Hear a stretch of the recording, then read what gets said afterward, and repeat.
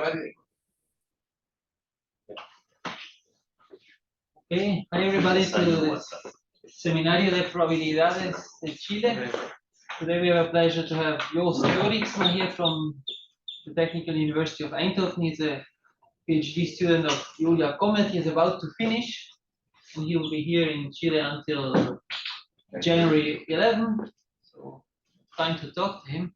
But today he'll talk about distance evolution in preferential attachment models. So please, Joost. Yeah, thanks a lot for being here, and it's really good to be here in Chile for the first time. Very nice, and also good to escape the winter in Europe, of course. Apart from that, it's also super nice to meet you all and to work here, and thanks for being here. So this is joint work with Julia Comet, my supervisor, about distance evolutions in preferential attachment models.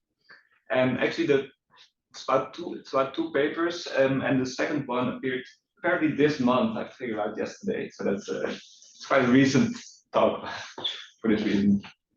So let me start with a bit of a maybe stupid motivating example, but it may help to sort of understand the idea that's what's going on in the background. So let's look at the internet, and of course, since the past about 50 years, it grew a lot. So first, that only 2 connected nodes, then 15.5 million users, and now there's billions of connected devices to the internet. And with a bit of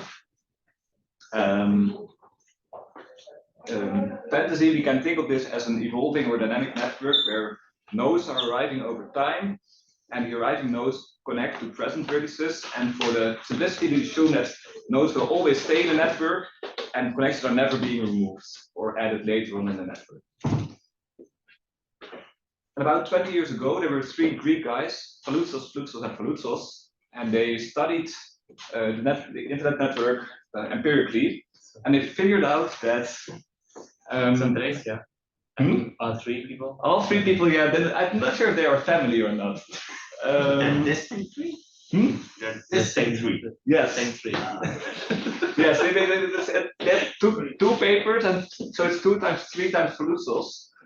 And in the first paper, they figured out that the number of connections per router behaves roughly as a Paul law. So the proportion of nodes with k connections is k to the minus tau for some tau, which they estimated between 2 and 3.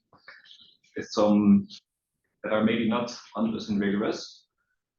And the second finding, which is important during this talk, is that the average number of connections that you need to connect to routers in the network is very short compared to the network size. So maybe a logarithm of the network size or a double logarithm. Think about this. And this will be playing an important part. So imagine how this internet network, and this represents the network as it was in '99. And we try to understand, so we could on the one hand redo their study and say, okay, is it still true that the number of connections decays as power law? Is it still true that if we pick 2 uniform nodes that the distance is short? But there is a different type of question that we could ask, and it is, how did the network actually change from the perspective of this network as it was in '99? And the way to do that is, for example, as follows. So we pick 2 vertices uniformly at random. We look at the shortest path connecting them in '99. So here in this example is 4. Okay. Oh, you can. Okay. So now again, 6 years later, we look again at the same graph. We have fixed those 2 nodes in the network, but maybe shortcuts have arrived to the network, making the distance between the 2 vertices shorter. And indeed, what you will see here is that there's a shortcut, and now the distance is only 3. And of course, we could do this again in the current network, and maybe there's now a direct connection between the 2 nodes that we sampled at the very beginning. So the distance evolution went from 4 to 3 to 2. And we'll try to model this in arguably the most simple model that shares a few similarities with the internet network, but it's also just for the sake of fun and because it's a good mathematical problem, I think. And these are preferential attachment models. In those random graph models, they grow dynamically, so vertices arrive over time at discrete time steps. And then if a vertex enters the network, it connects to present vertices with a probability which is proportional to the degree of those vertices. So it means that they favor connecting to high degree vertices in the network. And we'll be looking at two different models. So one with a fixed out degree model. That means that each arriving vertex connects to precisely n present vertices. Each edge formed with probability, so the jth edge is for the probability proportional to the degree plus some small constant. And this small constant will allow us to change the degree distribution. The second one, which is very similar in qualitative behavior, but different in the definition, is where the arriving vertex connects independently to already present vertices with a probability which is proportional again to the degree, so a constant times the degree over a normalizing factor for the time. Let me show you very. Sorry, what is the J in the first? This one? Yeah. So there are m edges, and the jth edge connects with probability proportional to the degree at the arrival of the jth edge. So each of the m edges, j at most m, is formed according to this mechanism. So this looks quite okay.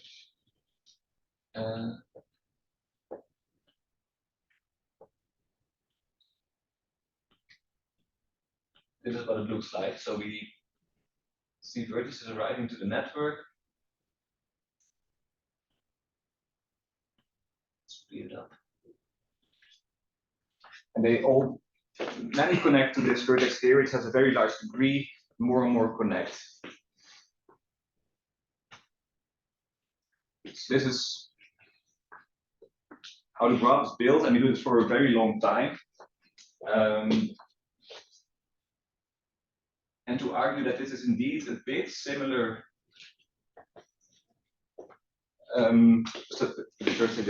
So of course, this graph we obtain, the challenge here is really to control the dependencies that are inherently present. So if an edge arrives, it depends on the degree of all the vertices, so it's dependent on all the earlier formed edges, but it also influences the edges that are arising in the future. And it turns out that these two models both give rise to a power law degree distribution. So the very similar to the internet, where this power law exponent is a function of the parameters here. And we see that these models with the fixed out degree and the variable out degree are very similar in the quantitative behavior, and it usually only depends on this parameter tau. That's why I will refer to them by their just a parameter tau. Are there questions about the model of the distributed time?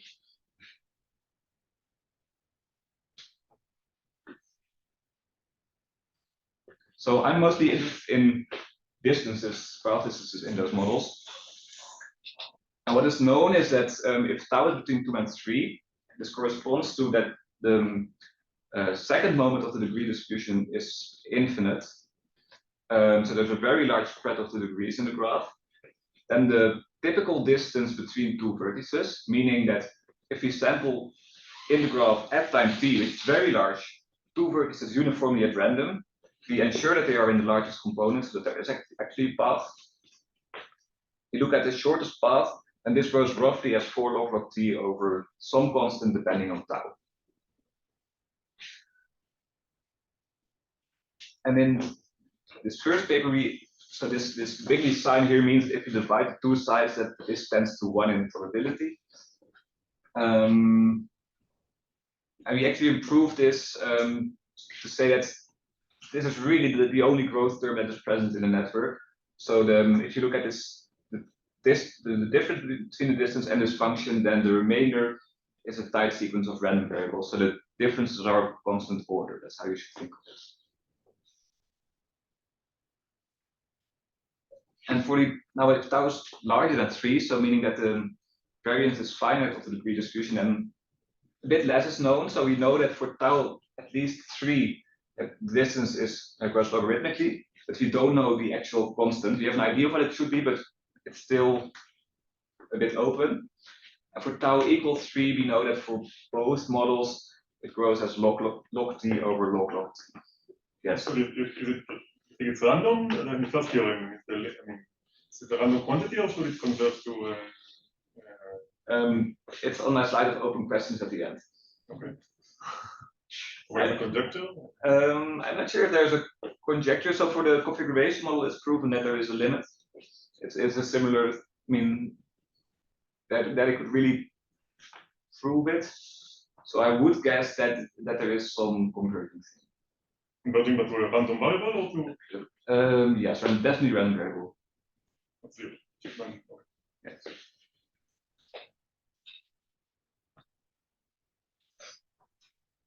So if we look at these statements here, but also many other statements, so what we do is we sampled in the graph that had t vertices, we sampled 2 vertices and then looked at their distance. So we didn't see anything of the sort of the changing nature of the graph, right? Because the graph is growing over time, but this doesn't reflect anything about changing the graph. And the same is actually true if you look at results in literature. If you look at the degree distribution, it's always pick a large value of t, look then at what is the property in the network. And this allows you then to compare the model against, for example, a configuration model or maybe a rank 1 inhomogeneous random graph. But it doesn't reflect this dynamics in the network. And our goal is really to understand the dynamics in the network and to really say something about those dynamics. So we want to understand how the graph evolves from the perspective of the graph at time t. So we look at all times t prime larger than t again at the graph. So we'll do that as follows. So consider now that we have grown the graph until time t. We sample 2 vertices uniformly at random at time t. That's the blue subscript. And now we look at the distance between those 2 vertices for all times t prime at least t. So this gives us some stochastic process, which is basically generated by the growth of the graph. And now, ideally, we want to find a function f such that the distance is always very close to this function f. And we want to control the maximal deviation of this stochastic process against this deterministic function. So this is a perspective that I sometimes will use, where on the y-axis you see the time of arrival, and here this is just something to spread the vertices. So can we identify this f? And of course, the answer is positive now. So if tau is between 2 and 3, so in the regime where we know actually already something about graph distances, you can identify this function f, and it's given by this bit of ugly beast. So it's 4 log of t minus log of t prime over t over a constant. And then we have to take the minimum with 2 to prevent that distance actually becomes a negative thing. And this looks maybe a bit weird, but if we now rescale this t prime a bit, so if you look at the following function, so t of a is t times the exponential, stretch exponential log of t, we have this scaling parameter a. And if we substitute this in this function for t prime, then we see that this t here vanishes, and eventually we get something which is scaling linearly in a. If we also divide now both sides, this function by log t and the distance by log t, that means that this difference here tends to 0. So we get some form of a hydrodynamic limit. So just to understand, because I cannot pass the formula. Yes. So this is a decreasing function. It's a decreasing function. It must be decreasing because vertices are arriving over time, edges are not deleted. And yes. And why the max 2 are not like, so the maximum distance is 2?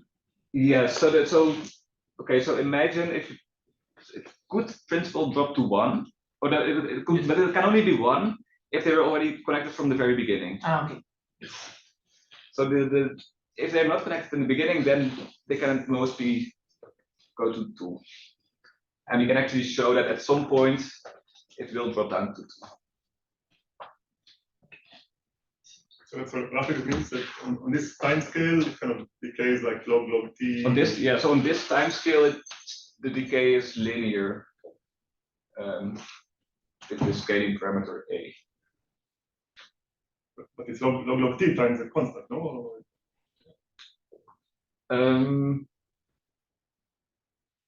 So there are 2 time scales here playing with that. So there's the initial time where you sample the 2 vertices, which is the t without the prime, and then starting from there you can rescale time basically, and that's given by this TTA.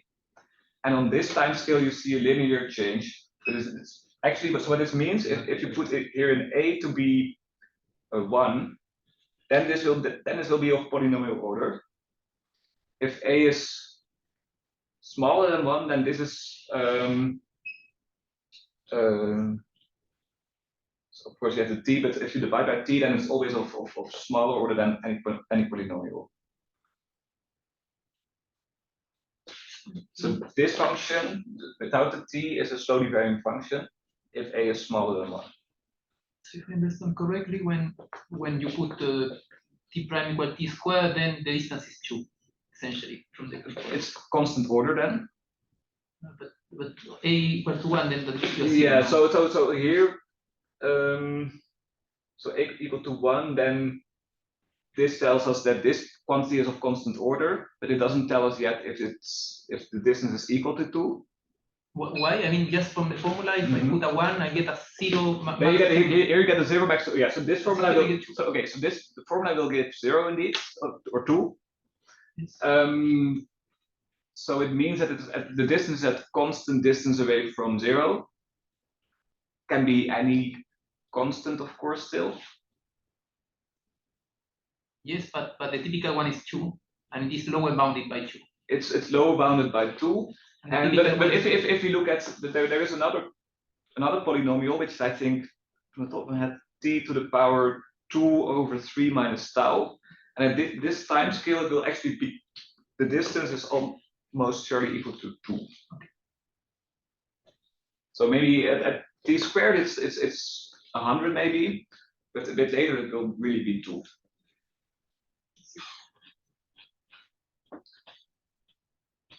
So this is what it means if you plot it. So imagine that at some time t0 we sample 2 vertices and we plot then the decreasing function of the distance. And now we rescale this time, and we also rescale the distance property. Then this might be sort of the rescaled process that we see. And if you do the same at time t1 a bit larger than t0, you might see this one for t2 even larger, and so on and so on. And eventually this rescaled process converges uniformly to this straight line here.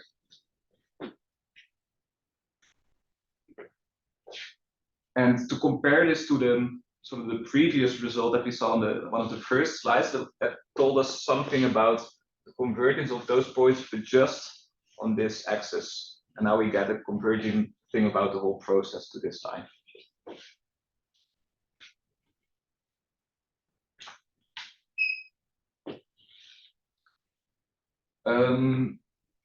Is this result clear? Because now I'm going to do something else.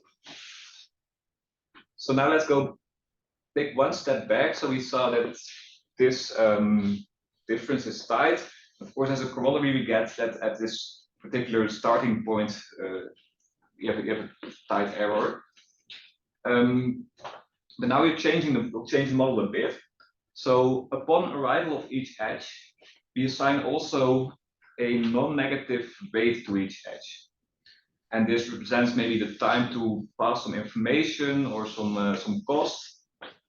And we'll look at the shortest path that's given by those costs. So it's given by the path is the smallest total weight on it. And let's try to study this weighted distance a bit. So if I put all my weights equal to be 2, what should be the right quantity to, how should we replace this quantity? It's 4 log of t over, I would say, so it's multiplied by 2, right? So we get an 8. So now I want to, now let's sample uniform 1, 3 random variables for each edge, all IID. So that means that the average is still 2. No, it's random. Yes, okay, so this is a random variable. Any other votes? Smaller constant than 8? Yeah, I think you get a 4. So indeed you get a 4.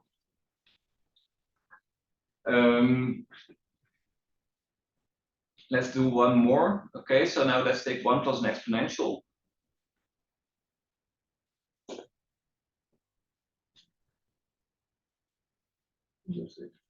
Again 4? No? I don't have that many.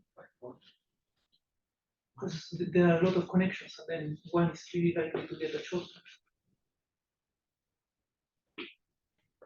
It's 4 again. Okay, now let's complicate it a bit. Now let's take just an exponential. Any changes?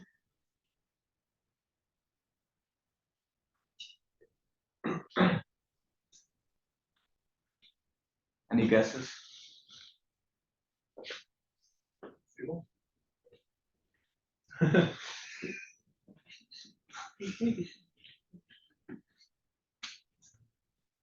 Indeed. So you get 0.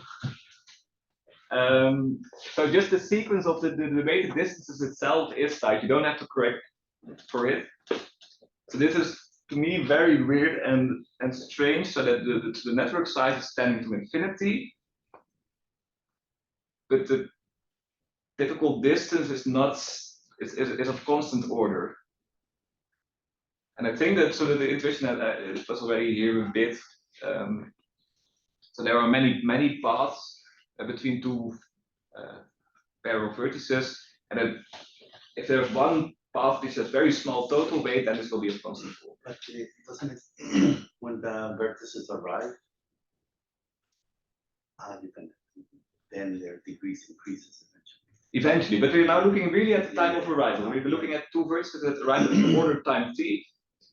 But of course, they are allowed to use the whole structure of the graph that's already present, and there will be some high degree vertices there and some very short paths.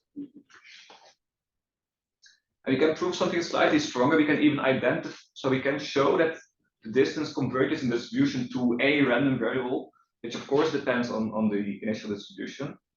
That is almost surely finite.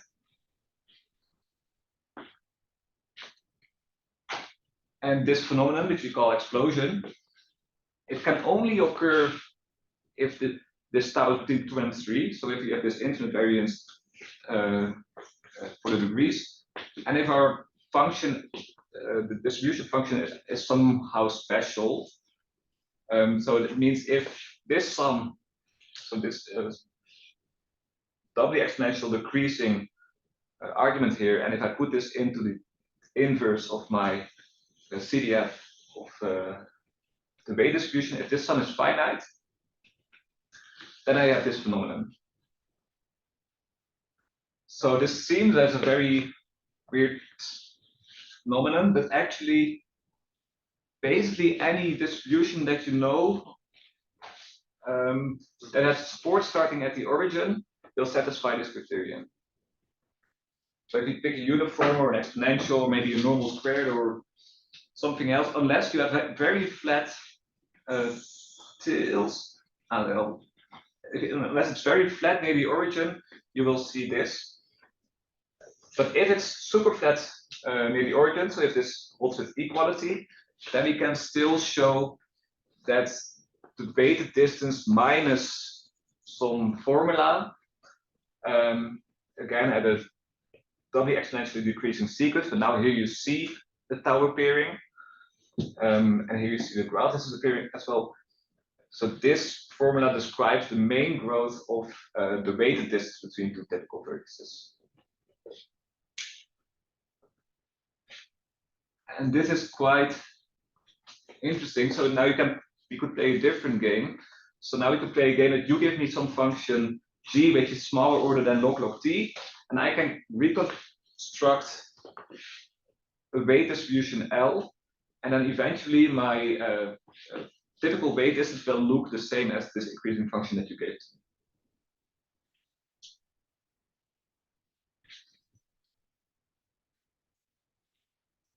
And the intuition behind why explosion can happen is the following, and then I'll also tell you how we do get this criterion. So we sample two vertices and we want to connect them, but locally the graph neighborhood of those vertices looks basically like a tree. And you can extend this tree to infinity to get what they call a local weak limit. And in this, if the weight distribution satisfies the previous criterion, there will be a summable path to infinity. And you do this from both sides. And if you can somehow connect these two paths with very small cost, then you see that the typical distance tends to the sum of those random variables that describe the time to go to infinity. And the main contribution is really coming from these red bars, so from the initial exploration in your tree. And you can construct this path here in between, and the weights can be made very small if this criterion is satisfied. Which is the same as the summability criterion that we saw just before. So this is really, so it needs to be at least e to the minus e to the x to the minus beta, so it's really flat in order to not satisfy this criterion. And so the other criterion, so tau must be between 2 and 3, because if tau is larger than 3, then you have logarithmic growth, and then you cannot construct this greedy path with summable weights anymore. So, so to say something about the conservative regime, so in this case, the initial exploration is just we are aiming for something to show that the typical distance is close to something that tends to infinity. And then the initial exploration doesn't matter too much anymore because it will be of constant order. And then we actually have to look at the greedy path that connects the two pieces. And then if we can control somehow the minima along this connecting path, this will give us the main contribution to the total weight of the path. And this gives the formula that we just saw for the typical weighted distance.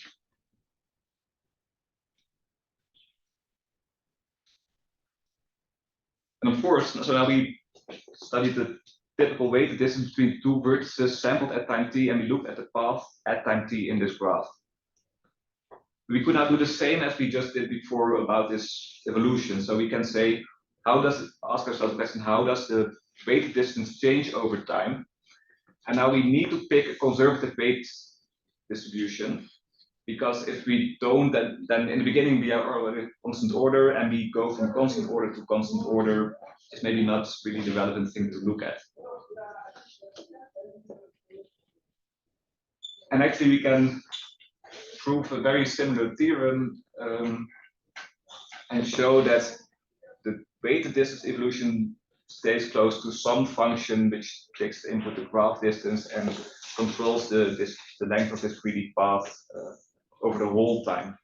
If you put L equals to 1 here, then you recover the effective result that you just saw a few slides ago. So in the remainder, I would like to say a bit about how to prove such a thing.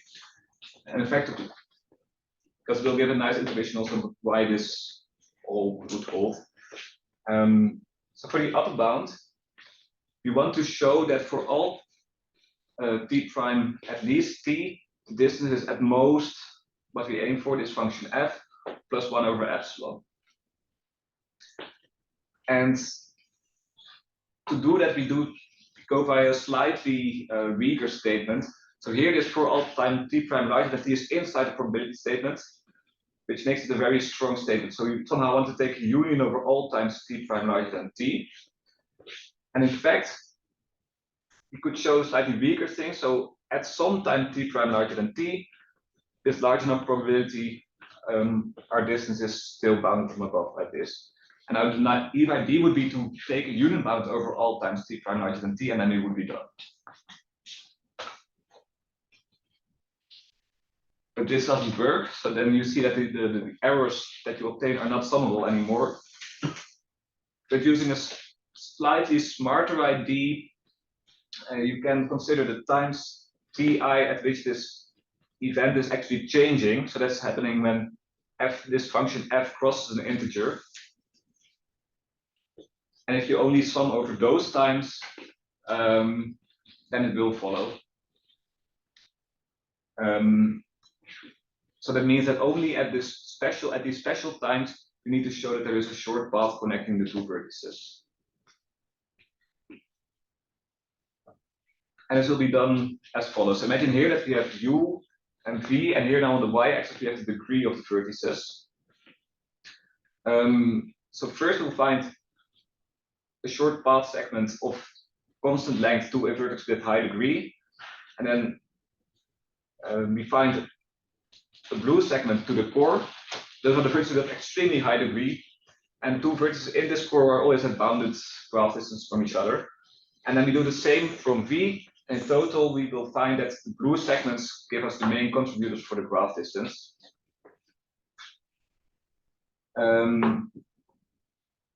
So the first time that we have to do this is at time t prime equals t. So the core are the vertices of roughly square root t prime. And it turns out that if you have a vertex of degree s, then there's always a very low degree vertex which is connected to a much higher degree vertex. So maybe you've heard about the configuration model, in which case you can find from a high degree vertex, the high probability you can jump up immediately to a much higher degree vertex. And in this case, this doesn't happen, but because this connection then needs to be there at the moment that this vertex arrives. But what you can show is that there is a young vertex that is arriving, and this connects to this one much higher up. And this will have then power degree roughly s to the power 1 over tau minus 2. And now the number of blue edges here that you see, you can compute it by finding the number of iterations that you need to do in order to reach the core. So you need to solve this inequality, and this gives you a bound for kt, and it's precisely 1 over 4 times the number of iterations this function here. So we get a factor 4 for the two sides for which you have to do this, and we get a factor 2 for each iteration. So how do you define the core? The core are all vertices with degree at least square root t prime t over log t, roughly square root t, just before time t. And this just before time t gives us the flexibility to look at the vertices that arrive in this time interval to find the connection between two vertices. So the connection is low degree, high degree, low degree. Yes. High degree. So that's different from random hyperbolic graphs. Yeah. In that sense. So that's also, What's the motivation for just like going from low to high? And so the why? why not go directly up? So you can only go directly up if at the moment of arrival you happen to connect to this one. Okay.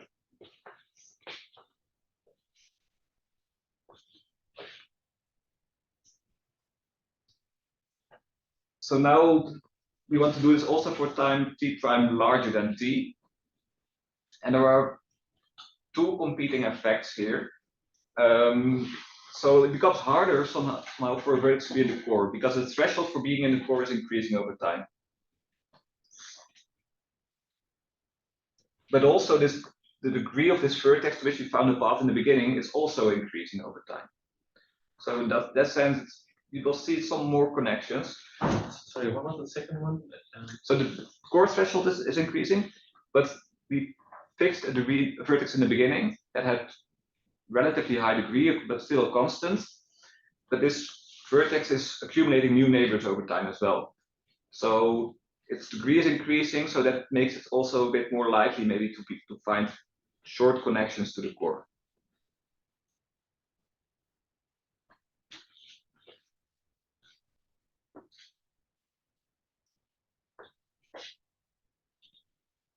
But we need really a very strong control of the degree of this vertex, because we need it to hold for all times t prime larger than t.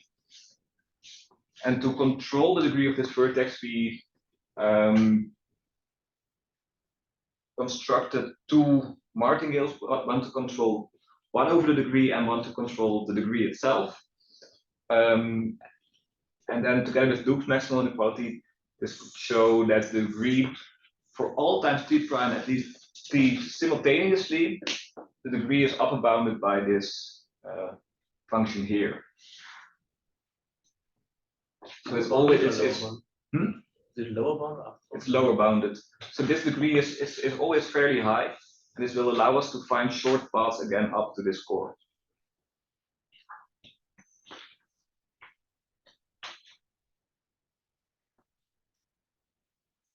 And now you can basically repeat the previous steps. So if you know this lower bound on the degree, you can plug it into this bound here, compute the k that comes with it, and then you will see that at this 1 over 4 times this function here, we reach the core. And then again, the core has bounded the diameter, and we find the path between u and v. Is this clear? So if you remember this hydrodynamic limit that we saw in the beginning with the straight line,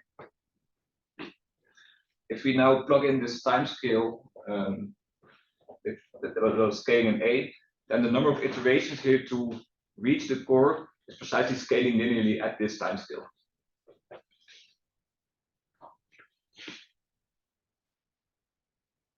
This is not just so it's kind of also a structure. This is like the structure of the path, right? It's really the structure of the path. So a shortcut arises at this. They arise at this time scale. Can you show some sort of structural result? So maybe the structural result that we can show is when you put now weights on the path, on the edges.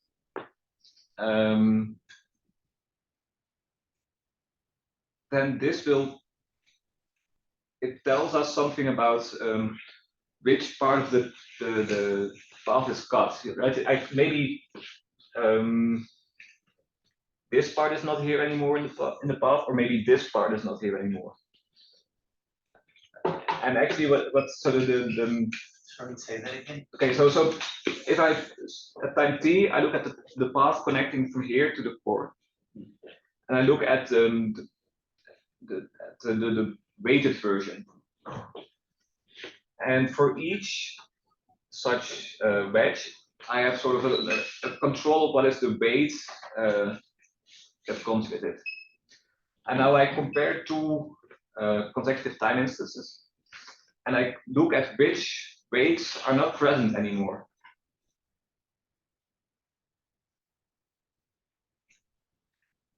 What does it mean not present anymore? In the shortest. In the shortest, so In the shortest, yeah. in the shortest path. So okay, let me.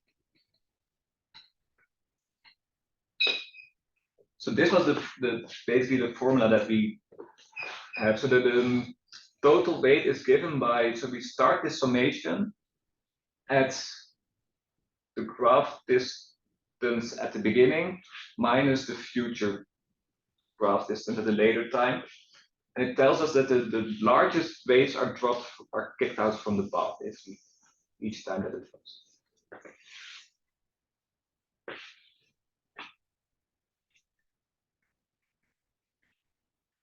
And the largest weights on those paths are the ones in the very beginning. So basically what happens is that this vertex is replacing the role of this vertex, and then it's replacing the role of this vertex, and then it's replacing the role of the next one.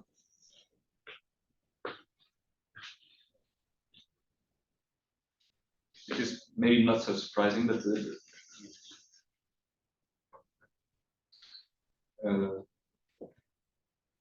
in our first formula we had these were cut out, and it was a very weird formula, and then actually somebody else found a mistake, or found that we made a stupid bound somewhere, and then we got this. So this, now if we apply this smart union bound over this special time scale, and this gives us an upper bound which is holds for all t prime larger than t simultaneously. And now for the lower bound, the idea could be to do something similar. So we want to bound the probability from above that there's ever a too short path. And maybe we can find this, so we find again the sequence ti at which the event changes, then we apply union bound. But this doesn't work, even not along this time sequence that we had. And the idea is now to really exploit the dynamics that are present in the ground graph a bit more. So that if it ever happens that the path is too short, then there must be a first time that the path is too short. And this is especially true because this function f here is decreasing. So there must be this first time of a failure. So how can this happen? So imagine that here we look at the y-axis is the time again. So these are the low degree vertices now. So say at time t there's not a too short path, we're still good. Now at time t1 we're still good as well. But at time t2 somehow the path is too short. But this can only happen if on this path there is a vertex that arrives between t1 and t2.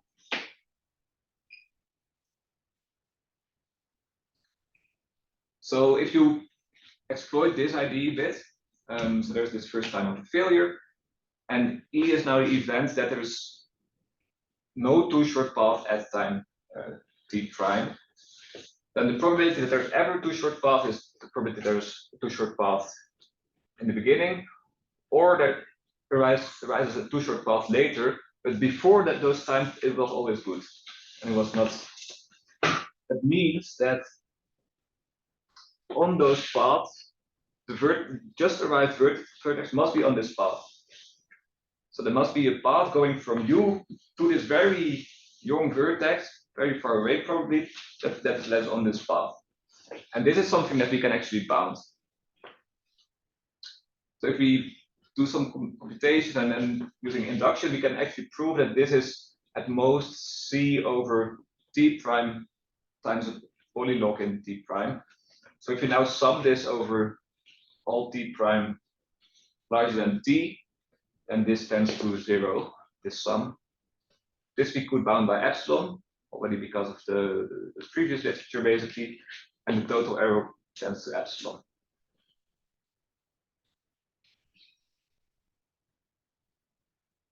So this solves really the main question. We saw an upper bound and a lower bound to show that the graph distance compared to this function, this premium is a tight sequence for this on this function with the log t prime over t. And now to extend this to the weighted distances, you need to control basically the weight that is added in each iteration of this path that we constructed for the upper bound. And for the lower bound, you can sort of bound the minimal weight at graph distance r from you to get a lower bound on the total weight distance. This will all give the same, this will give matching upper and lower bounds. And here we use that the ball growth is doubly exponentially in the distance to this to the radius of the ball. So that leads me to the end already, So I'd like to finish with a few open questions. So I think the nicest part, I really enjoyed working on these evolutionary things to really study how the graph changes from the perspective of the old graph. So we could do something similar for other questions related to graphs. So for example, you can look at the typical number of triangles that a vertex is part of. So how does this change over time? Or maybe we can find some other nice quantities. For a random vertex. For a random vertex, yes. But the coloring, what do you think? So for coloring, that's something that I thought of this morning. I'm not sure if it's feasible. So imagine that you have a coloring with the rule that you cannot have the same color as a vertex at distance at least 2 from you in graph distance.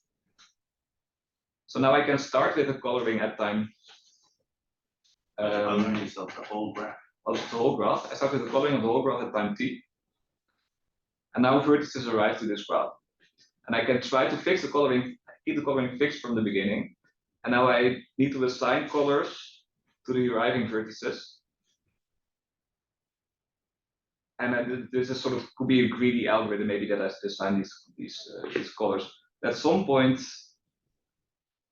the number of colors that I need will be bigger compared to just the coloring number of the graph itself. Because if you would swap some colors, there might be something better. That's much harder, right? Because it's a global property. Distances are also a global property. So, for example, you could look at minimal spanning trees, right? The way how that evolves. Yes. But I think that will not be that easy. I didn't put it because it's an easy question. Huh? I didn't put it on the slide to pose an easy question. It isn't it? No, it's not an easy question. I think it's a very hard thing. But I mean, there are many. Semi-easy. No. I was thinking maybe effective resistance between two random mutuals. What? Effective resistance. Yes, very good one. That's more like. That is definitely a rule. That's not definitely a doable, but it's easier than this one. I'm not sure. So the contact process has been studied on preferential attachment models. So I would guess that also somehow there's something known about random walks, and then this is a very natural thing to look at. Or maybe you could do the same question for the distance when tau is larger than 3. So that's in the case where the distances are expected to be logarithmic. But then, so I expect that this time scale at which the distance changes is also very different. So instead of that is t times e to blah, blah, blah, blah, blah, we'll get some, I think at a polynomial time scale, you'll see change. And then some open questions more closely related to graph distances in those models. So imagine that you look at the weighted distance, then besides the total cost, you can also look at the number of edges that are needed on such a path. And you can show that in many cases, if the weight distribution is bounded away from 0, that the number of edges that you need on this path is of the same order as the graph distance.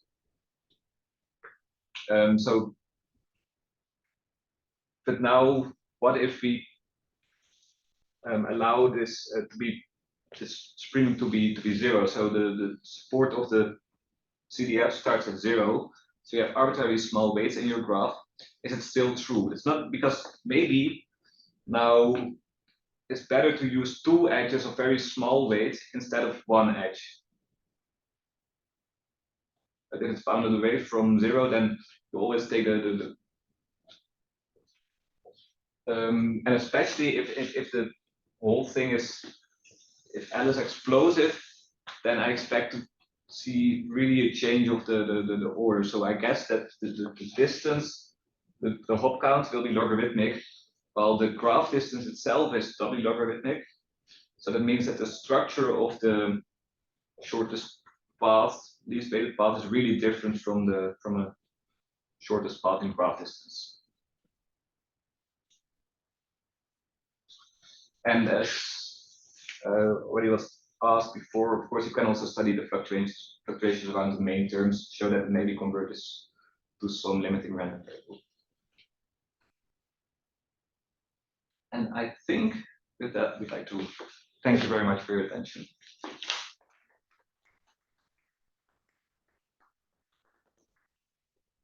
Questions? I have maybe one question for this was what the heuristics for the lower bound in the say you do it by induction. Is it that you kind of somehow control the what means short, I guess, and that will depend on t, right? So is it somehow that you control the degree of vertices up to a certain time, and you put this into your inductive hypothesis, and then given this structure, you cannot. It's unlikely that you find. No, it's induction on the graph distance. So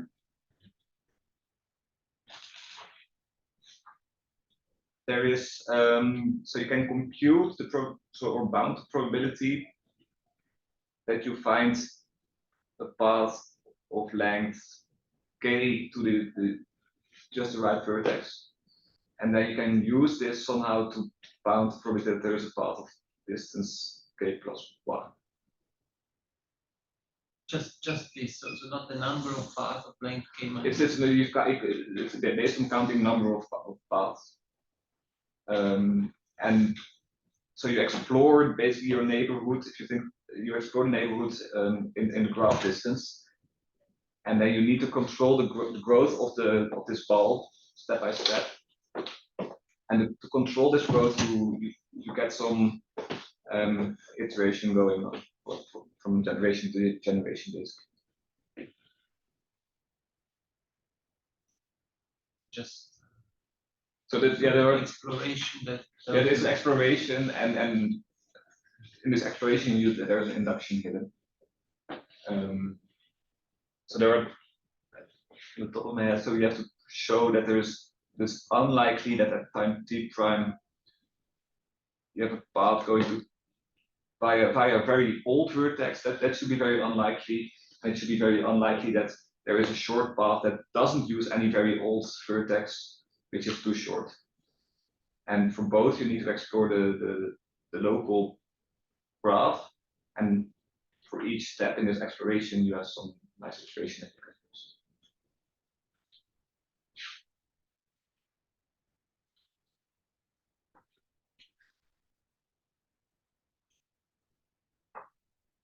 Other question? Yeah, what is the system that you use for this? It's slides.com. So usually I really advertise it to everybody because I think it's very nice system, and it's but yes, they have some issues with the direct sizing, so I didn't want to advertise it today. I had a question, but it's a really basic one. So the moment the distance becomes two vertices, just because there is one new vertex that appeared that had at least two. Or what yeah. is But you can if you go like directly from the model. What is? So there is this. Here we said okay, we can control the degree of vertices. So we have here this uniform lower bound in t prime for the degree of the vertex. And using this lower bound, you can compute the probability that a vertex much later connects to both vertices. At some point, it just becomes impossible to avoid connecting to them if that agrees. Okay, and that vertex that connects both, what is its degree? So because it's not always two, no? Or is it always two? So the degree of the connector, it will be constant. I mean, so depending on the model that you pick.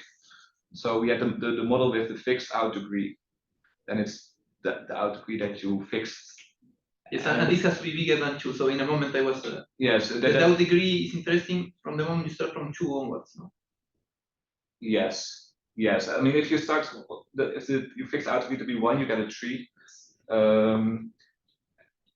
which has also very interesting structure, but I'm here more looking at to be at least 2. So I didn't know. So from your analysis, I mean, does it suggest that the shortest path are kind of somehow disjointed or maybe disjointed from the shortest path from your vertex to the core? I mean, you say like you control the degree. I mean, this somehow gives you, I mean, control to later to argue about which shortest path would die and so on, right? So does it suggest this kind of stuff or like some structural thing? So this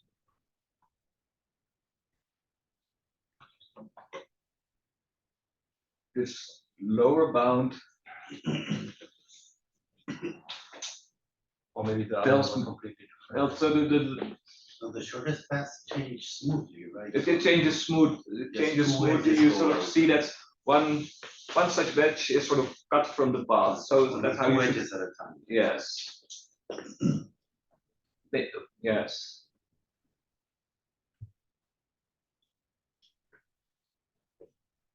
You know, there are of course maybe. Okay, so are you asking that if once it becomes too shorter, how much overlap is there in the news? Yeah, something like some sort of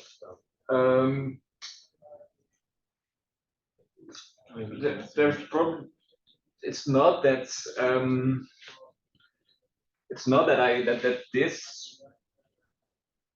the vertex at the right make the part that goes from here directly to this one. That I don't know, but I wouldn't be surprised if there exists a path where, because there are many shortest paths actually. There may be a shortest path that where you can really see the cuts happening. So just in that vein, how many vertices do you need to show to make the infinite component disappear? So you need to erase. Like, you can kill servers. Okay, You're so a terrorist. you are a terrorist. So it depends on if you're a smart terrorist or a dumb terrorist. So you can, if you are a smart terrorist and you kill the core. Yes. So then you need to kill, I guess, n over a polylog to make it disconnected. It's still a lot. A lot. If you're a stupid terrorist and you just do it at random, then you will not be able to break it. So the graph is robust in some sense. If you change this tau, which is now also between 2 and 3, to be larger than 3, then there is a critical population parameter and the graph breaks down into smaller pieces.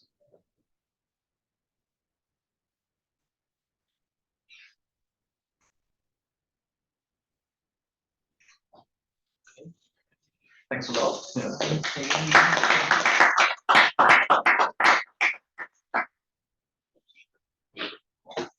Can you stay here to wait for lunch? You want? We have some kind of drinks, which are not the best ones we have, but it's a close one. What is this?